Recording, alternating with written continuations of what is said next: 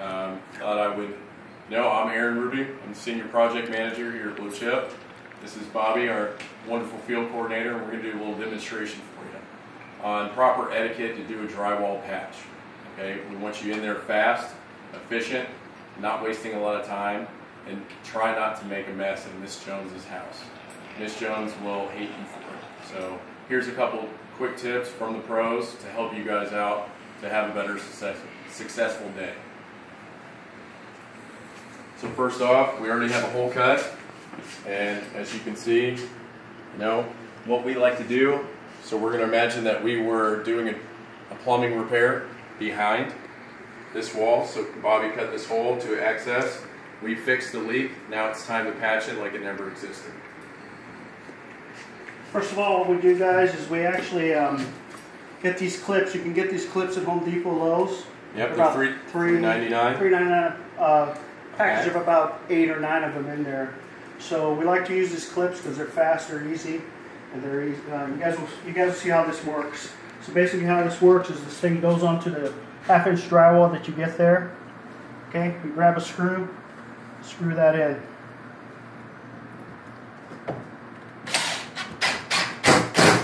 Make sure that screw is kind of countersink a little, so when you're mudding, you're not hitting that screw head. Put one on the top, one on the bottom for demonstrations. We're just going to put 2 for now. And then you put 2 on the sides. So ideally, fellas, you guys want to do 4 clips total. Okay, to make your patch rigid and to hold tight. Okay, so Bobby's got his clips in. So we can reuse the drywall that we cut out as long as you measure it out and it's cut correctly and you get a clean cut. So take your time when you're doing this, guys. Make it square. Make it look pretty, man. Put it in there.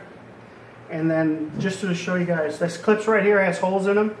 That's where you're going to be screwing, right between that 2 clips there. Anywhere between there, you'll hit that clips. So you put this patch back in. Go ahead and screw it in.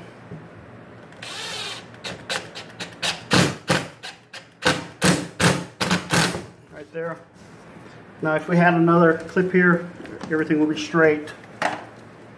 That's why it's real important, guys, that you want to use 4 clips for an example's sake. And for the demonstration purpose, we are using 1/4 inch, so it does affect us a little bit. But if we had 4 clips here, as you can see, I'm pushing. But right here, she's not moving, boys. Okay, so right now, we are ready for tape and mud. Okay, so the mud that we're using right now, what we mixed up, is 20-minute mud. Okay, we don't want to use bucket mud because you will be there patching this for 3 days. And you will miss out on a lot of appointments and miss out on a lot of money earned.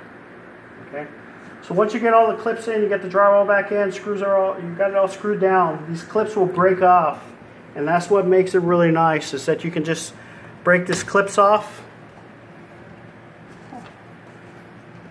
like so, and you're ready to tape.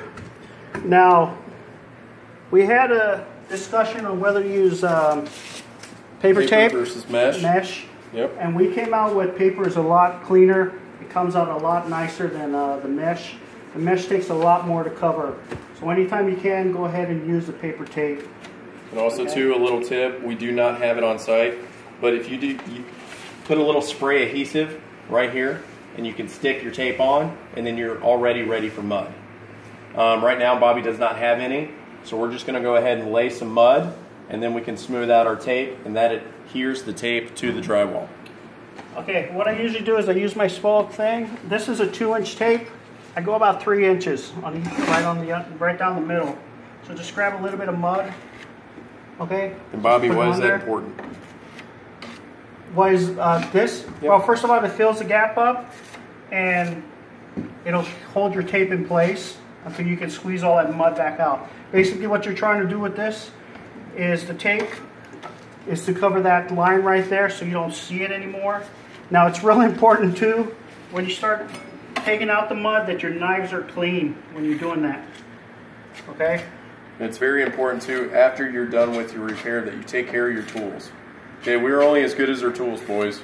So, a lot of people, a lot of contractors, and even normal average Joes will judge you by how your tools look.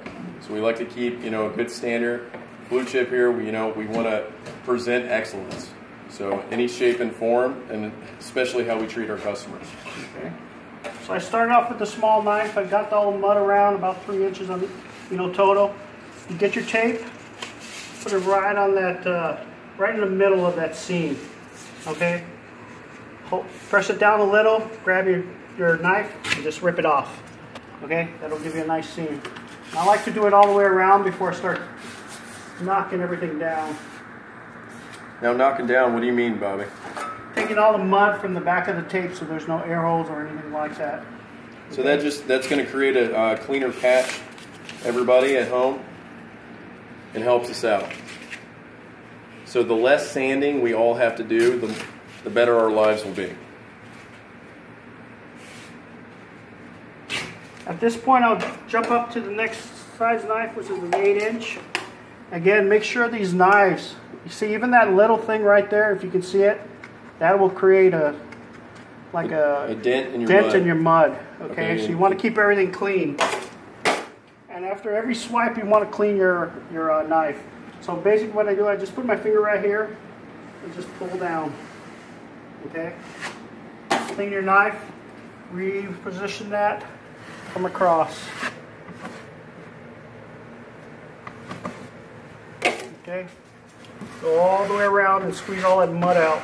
So it's real important. So what Bobby's doing right here is making it flat. Okay, that's going to make your new, skim coat able to hide this tape.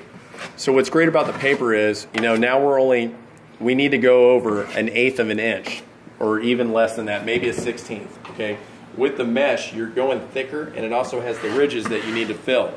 So as you can see, there's no ridges, so we can do a smaller skim coat to get all this covered. Yeah, and another thing too is make sure when you're putting the mud on, you don't leave dry spots in the back, because that will create air holes in the back of the tape itself when you squeeze it out. Okay. Yeah. And also too is what Bobby's done great here is you want to get rid of any edges, okay, any ridges or anything like that, because from a side profile, boys, right here, what is what I'm talking about, side profile, our goal is to smooth it out.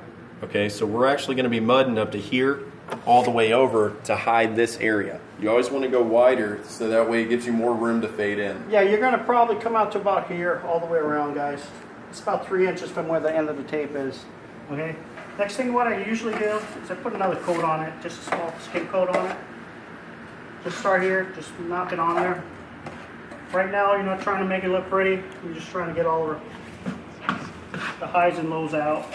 So, that comes to a great point, and as Bobby's skim coating, so a skim coat is a very thin coat of mud, boys. Okay, as you can see, what else is important right now is you need to mix your mud well, or you'll get these little rocks in it almost. So we get these out and just pop them on the wall because you can scrape them out after. So that's what our skim coat is. So ideally you want to have at least 2 to 3 skim coats. Okay, so they're very, very thin coats, but what's great about thin coats is that dries faster. And, if Dave can pan over to our right, we do have a fan to expedite the drying process because, we're in it to win it. So, it's real important for our hot mud, and if we get a little air, now we are working outside right now, so we are fighting humidity. So when you're in, Mrs. Jones's house, you're going to be air conditioned, there's not going to be humid. So Bobby's doing a really great job right now of doing his initial skim coat. And I like to clean my edges because that's where everything's going to count. You can leave the middle kind of high because you're going to wet sand that anyway. And what's so important about wet sand, Bobby? Well, wet sand keeps the dust down, first of all. There's no dust going all over the place. Yep. Make sure you put plastic down when you're doing it too, guys. Okay, because these things will get on the floor. You try and be as clean as possible, but you'll get stuff on the floor and stuff, so make sure you plastic off the floors. Now, with the wet sand, what happens is you're not throwing dust all over that bathroom or the kitchen or wherever it is, and it's a cleaner look, and it's basically to keep the dust down. Exactly, and it's a lot less cleanup afterwards, guys. So that way, we're not wasting our time. You guys are getting paid. You guys are making money. It's efficient. It's a smarter way to work. We want to work smart, not hard. That's the goal for today, and to help you guys do that. So as you can see right now, we have our first skim coat on, tape is on. We're about 50% done with our little patch job. See, now you guys can see how easy it is to start, and as we get harder, you know what I mean? You want to set it up to where when you touch it, it doesn't really stick on your hands anymore, to where you can slightly just tap it. It'll feel a little soft, but you're almost done and almost ready to set up for wet sanding, okay? And also too is when you guys are doing this, always keep a clean bucket with clean water in it. Now our bucket is behind Dave. So our water isn't the cleanest for the demonstration, but I'm gonna show you guys what a wet sand sponge looks like.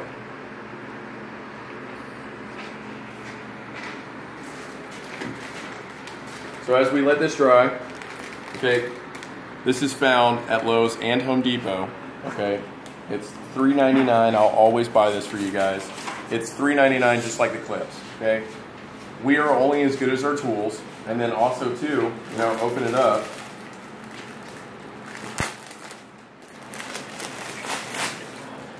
So what's great about this, guys, is, you know, you see right here, this is what you're gonna be sanding with. Okay? It's very gritty. It's mesh-like, okay, and you can feel it, it's rough on your hand, okay? So when we start, you know, we actually, if you let it dry too far, you wanna, you know, soak this in water, wet it a little bit, and it's always just like you're waxing a car, you know, circular motions, wax on, wax off. And then when you're doing it, you know, you go a little bit, and then you can check your progress by taking your smooth side and just wiping it off to check your progress, and then you check your side profile to see if how even you are with the existing wall. It's real important, and get to a point where you can texture that when it's dry, and then she's ready for paint. So Bobby, how we looking?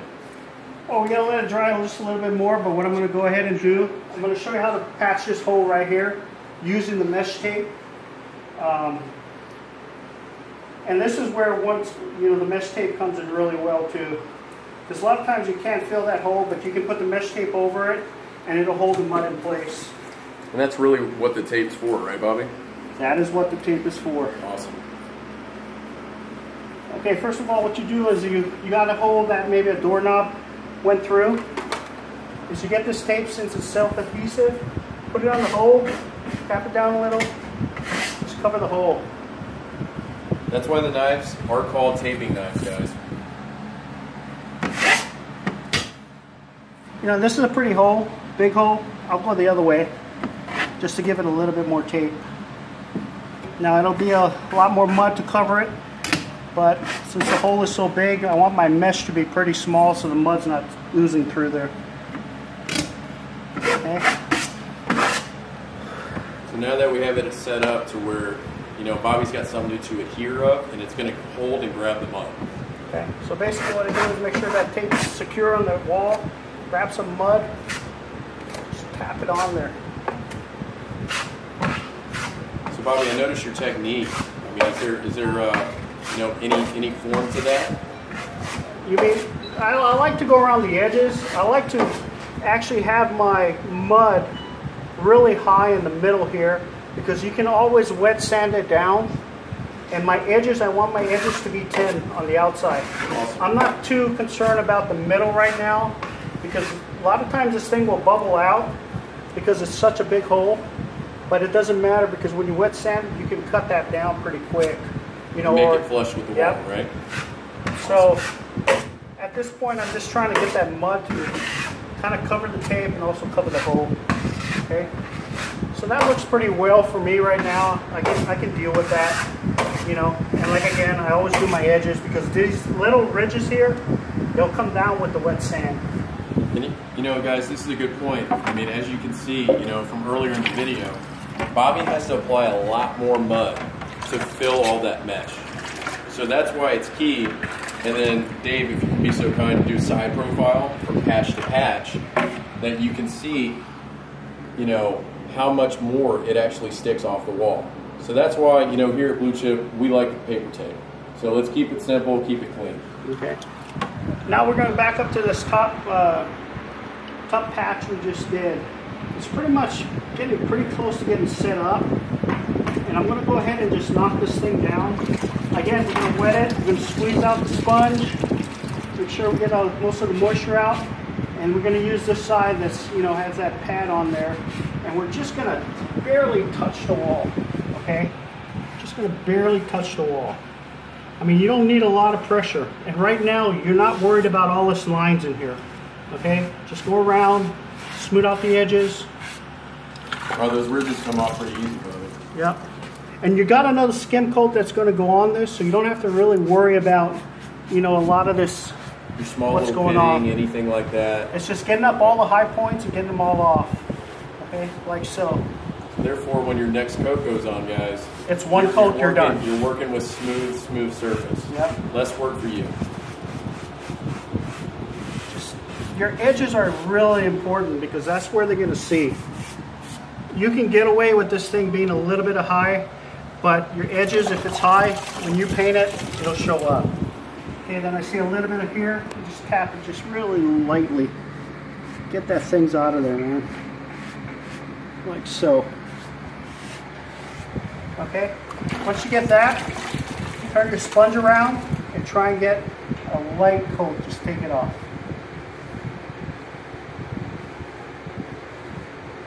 Your next skim coat after this will cover everything that's here. I know it doesn't look like it would, but one more coat and you're done. You're letting this thing dry. Maybe doing a, you know, on the a sponge on the sponge side, wiping it down, and you're ready. You're out of there. You should be out of there in an hour and a half, man. You know, it shouldn't take you more than an hour and a half to do a patch like this. Okay? So I mean, guys, you know, before we go any more, you know, that covers your, you know, your basic 1, 2, 3 with drywall. Okay. So I mean, now we've shown you the paper tape, you know, what the skim coat is, what it's supposed to look like, and your ideal, you know, wet sand scenario. Okay. As you can see, you know, our other little patch, you know, Bobby still has to do a lot more work with it. Now remember, with 20-minute mud, we are against, you know, time is against us. Yeah. Okay. And as you can see, right now, Bobby is, you know, fighting it extremely hard right now. So mud gets to a point, hot mud, to where you can save it and prolong it just a little bit by adding some water. So Bobby might be able to mold this by adding a little bit of water. Grab some water from the sponge. So as a beginner, guys, you know, we never want to use bucket mud, okay, because again, you're going to be there for 3 days. And unfortunately, I would love to, but I cannot pay you to do that. And then Miss Jones is not going to be happy with you. So I mean, you know, they do make 90-minute mud, 45-minute mud, and then the all-purpose 5-minute mud if you really, you know, want to scoot and boogie. So as Bobby's mixing this, you guys can tell, so where he's getting it pliable again. Okay, but ideally, you know, you want to avoid this. So once you do your... Yeah, you could probably work with this. It's a little harder, and as you get better with it and better with your knife, I think you'll be able to save this. But I'm going to just throw a fast skim coat on that to get it as close as I can. And again, you guys got to get all the different sizes of knives. Yep. Okay, you cannot try and make it with everything. I'm going to use a 14-inch right now. See how there's all kinds of stuff on there. We're going to do a little cleaning. Grab your sponge, clean it off, because that's where the ticket is, man, especially on your last coat. Yep, because you want it slick, baby. Okay, that should be good right there. Let's see if we can save this mud, guys.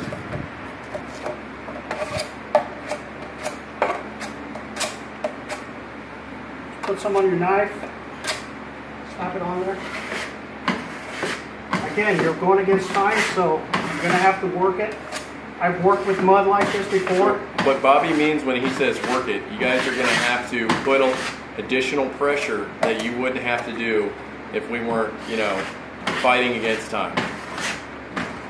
So as you guys can see right now, Bobby's making all the tape pretty much disappear into the wall. Okay, so this is going to be your final setup.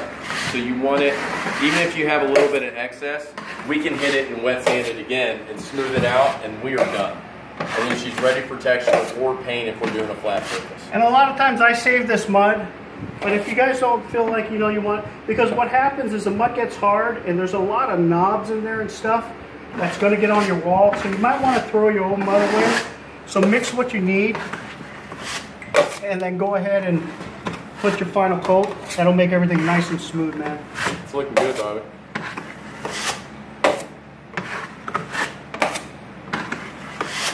You're pretty close from there, guys. So again, so you guys can see, hopefully that Bobby and I, have shown you guys the 1, 2, 3s on drywall. And our goal here at Blue Chip is to educate you guys. So, hopefully you watch the video, and it does take, you repeat this process maybe 1, 2 times, come back for a third, make it look good, because guess what? You're only as good as your last job, and you're representing a great company, Blue Chip. And another thing too, guys, is you guys got drywall at home? Practice, man. Practice makes perfect. You guys will get the feel for how the drywall, the mud sets, all of that. If you guys keep practicing, you guys will be a pro, man. Yep. And as always, you can always call us. You guys can always call us project managers, field coordinators. We're here to help, guys. Okay, you guys aren't out there by yourself. You have a great team behind you. Don't forget that, and stay tuned for the next video. Thank you. Thanks, guys.